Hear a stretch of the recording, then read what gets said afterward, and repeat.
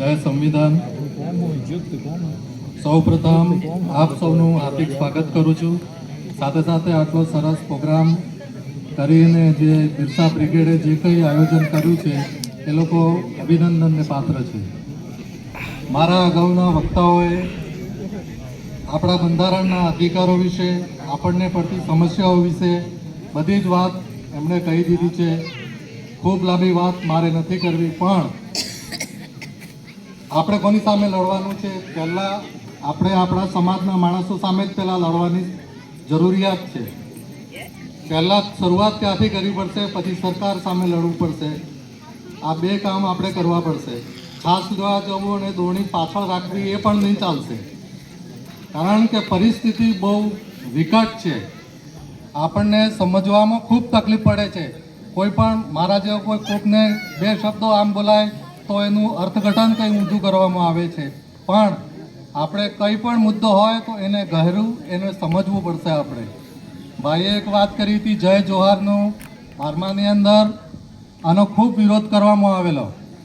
એની સાથે હું સંમત છું કે વિરોધ એ શબ્દ શું છે, એનો શું અર્થ છે, એ મેં બે ત્રણ જગ્યાએ મને અનુભવ થયો, એટલે મેં એનું સંશોધન કર્યું. ભાઈ આ ખરેખર શું એનો અર્થ શું છે, કેમ લોકોને આટલી બધી તકલીફ પડે છે.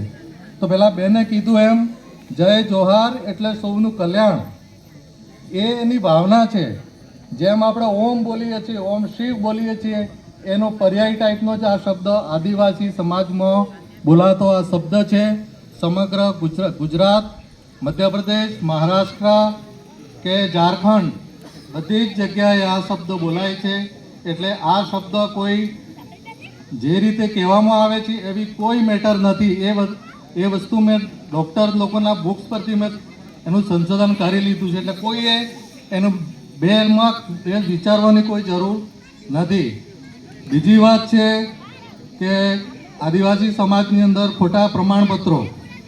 સવાલ એ છે કે 1989-90 એની અંદર ખૂબ પ્રાયોગિક ધોરણે જે ગીર અને બરડાના જે એરિયા છે તે એરિયામાંથી જે લોકો એને એપ્લિકેબલ નથી એવા માણસોએ જાતિના પ્રમાણપત્રો કાઢી અને એ લોકોએ ટ્રાયલ બેઝ પર એ લોકો ભરતી થયા. એના પછી ધીરે ધીરે આ લોકો અત્યારે રિટાયર થઈ ગયા માણસો ખોટા પ્રમાણપત્રો પર. પણ જ્યારે આને વધારે મોટા પ્રમાણની અંદર એનું ઇમ્પ્લિમેન્ટ કરવાનું થયું ત્યારે 2019 કે ભાઈએ કંઈ વાત કરી, ત્યારે 2019માં આ બેઝિક મોટા પાયા પર એનું અમલીકરણ કરવા માટેની જે આદિજાતિએ સહી કરી હોય તે પણ આ વસ્તુ બની અને ઘણા લોકો અત્યારે પણ નોકરી કરે છે. અને મારી પાસે એવી પણ પુરાવો છે કે એક મિનિસ્ટરે એક ખોટા ભાઈનું પ્રમાણપત્ર બચાવવા માટે ડીએસપીને ફોન કર્યો, ડીવાયએસપીને સોરી, કે આ ભાઈને જરા જોઈ લેજો. આપણા જ માણસો, જો આપણું જે કામ થાય છે એને જો આવી રીતે બચાવ પ્રવૃત્તિ કરશે તો આપણો સમાજ ક્યાં જશે? અને બીજું કે પહેલાં આપણે ઉત્તર ગુજરાતની અંદર હિન્દુ, આદિવાસી, ડુંગરી, ગરાસિયા એવું લખાતું હતું કાસ્ટ સર્ટિફિકેટની અંદર. એ આદિવાસી શબ્દ કાઢી નાખ્યો ત્યારે આપણને એમ થયું ઠીક છે, હવે આપણે આદિવાસી એટલે બરાબર નહીં લાગતું એટલે કાઢી નાખ્યું, કંઈ વાંધો નહીં. પણ ગરાસિયા જ્ઞાતિ ગુજરાતની અંદર કયો કે બીજી જગ્યાએ રજપૂત લોકોમાં પણ છે, બીજા સમાજમાં પણ છે.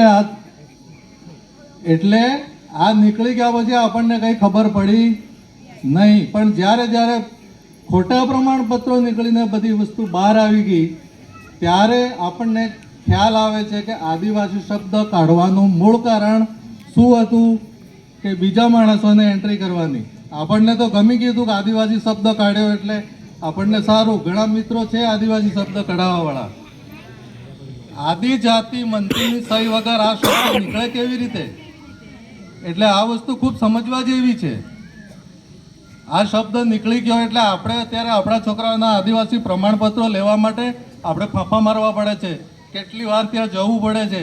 હું ખુદ પોતે જઈને આવેલો છું ત્યાં કે ભાઈ હું પોતે આદિવાસી છું, આટલા વર્ષોથી હું નોકરી કરું છું, તેમ છતાં પુરાવા પૂરેપૂરા જે કંઈ રજૂ કર્યા છે, અમુક પુરાવા ના આવે તો શું આદિવાસી મટી જાય? આદિવાસી ના રહે? પણ પરિસ્થિતિ આપણે આ બધાએ ખૂબ સમજવી પડશે.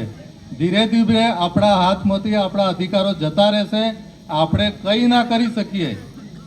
અને એક બીજી વસ્તુ, સોશિયલી શબ્દ પણ સોશિયલી રીતે પણ આપણે ખતમ થઈ જઈશું, એ પણ ધ્યાનમાં રાખજો. ઘણીવાર એવું બને છે કે મારે શું જરૂર છે, મારા છોકરા ભણી ગયા, મારે આ થઈ ગયા, મારે આદિવાસી સમાજને કામ કે મને બહુ જરૂર નથી પડવાની, પણ એવું નથી. તમે આપણો સમાજ હશે, આપણો સમાજ સુખ દુઃખની અંદર આપણી સાથે રહેશે.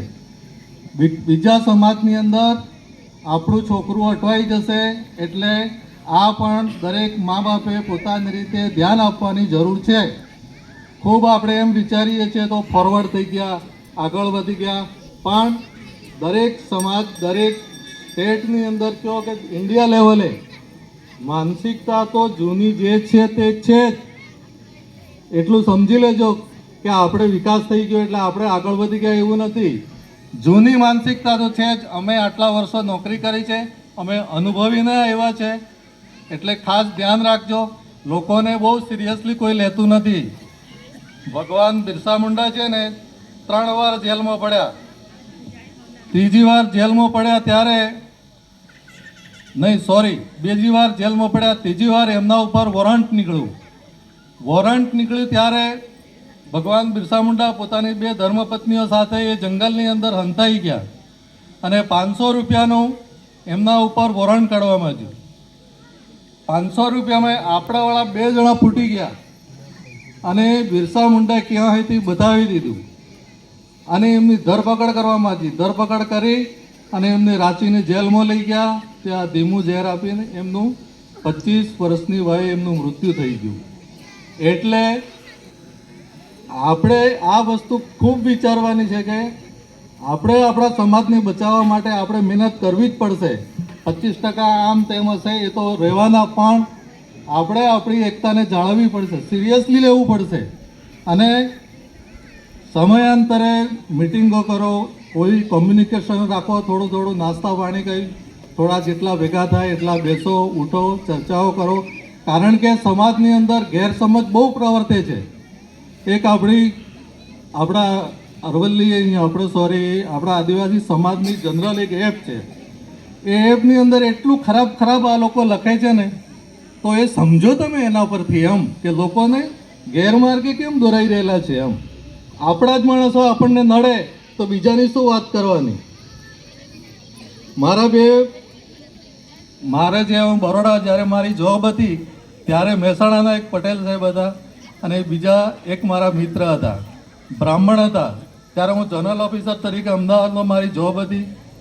ત્યારે એ બ્રાહ્મણ જનરલ ઓફિસરે મને એવું કીધું કે ડામોર સાહેબ, તમારા સમાજને તમે કંઈ કહેતા જ નથી કે તમે લોકો આ શું કરીને બેઠા છો, એમ શું કરી રહેલા છો તમે. એમ મહેસાણાના ભાઈ એક સાહેબ હતા, એમણે પણ કીધું કે ડામોર સાહેબ, તમારા સમાજવાળા કશું જોતા નથી. એમ તો આપણે બધાએ પર્સનલ વ્યક્તિગત સ્વાર્થ ત્યજવો પડશે. આમાં મને આ ફાયદો થઈ ગયો એટલે મારે એમ કરવું પડે, મારા થયું. તમે શોર્ટ ફાયદો જોવા જશો તો આપણા સમાજને તમે નહીં બચાવી શકો. જો તમારે આપણા સમાજને બચાવવો હશે તો લોંગ ટાઈમ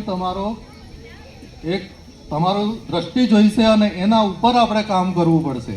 આપણા માટે શું સત્ય છે, શું અસત્ય છે, એ આપણે ડિસાઈડ કરવું પડશે. નહીં તો કોઈ મારા જેવો ઉઠીને બોલે, કાલે ઉઠીને જેલમાં ગાલી દી. જો ચૈતરભાઈની કહો, પેલી બાજુ આનંદ પટેલની વાત કરો, જે સમાજ માટે લડે એમને સાચી વાત કરી છે, એમણે ખોટી વાત નથી કરી. ભાઈ, જ્યાં સરકારની યોજનાઓ હોય કે કંઈ પણ હોય તો એ સરકારની જે હેતુ માટે છે હેતુ માટે વપરાવવું જોઈએ. તો એ હેતુઓ વપરાય નહીં અને કાંટો બીજી જગ્યાએ જતી રહે અને જાહેરાતમાં એવું આવે કે અમે 17 કરોડ રૂપિયા સરકારમાં આદિવાસીઓ માટે વાપર્યા. તો આપણે જાગૃત નહીં થઈએ તો આ જ થવાનું છે. એટલે જાગૃતિ આપણે કેળવવી પડશે. અને હું તો રિટાયર થયેલો છું. આપણે તમારા કોઈ પણ પ્રોગ્રામ હશે એના માટે આપણે સહકાર આપવાની આપણી તૈયારી છે. ભાઈ કે દાદા, મેઘરજમાં થોડીક જાગૃતિ ઓછી છે, હું તમારી વાત સાથે સંમત છું.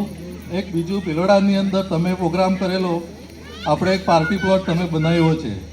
તો મારા બધા મિત્રોને એક વિનંતી છે, મારા મનમાં જે વિચાર આવ્યો છે તેની હું વાત કરું છું કે દરેક પંચાયતની અંદર, ગામની અંદર એક વાડી કરજો, એક જગ્યા રાખજો. બીજું ખેડીગાવ ખેડીગાજો, જે સમાજના જે સમય એવો આવવાનો છે કે કોઈ પણ સારો પ્રસંગ કરવાનો આવે તો તમારી જોડે જગ્યા નહીં હોતી, તો તમારે એ વાડીમાં તમે તમારો લગ્ન પ્રસંગે કરી શકો, ખોટો પ્રસંગ કરવાનો હોય તે થઈ શકે, ત્યાં આપણે પાણીની વ્યવસ્થા, બેસવાની વ્યવસ્થા બધું આપણે કરી શકીએ.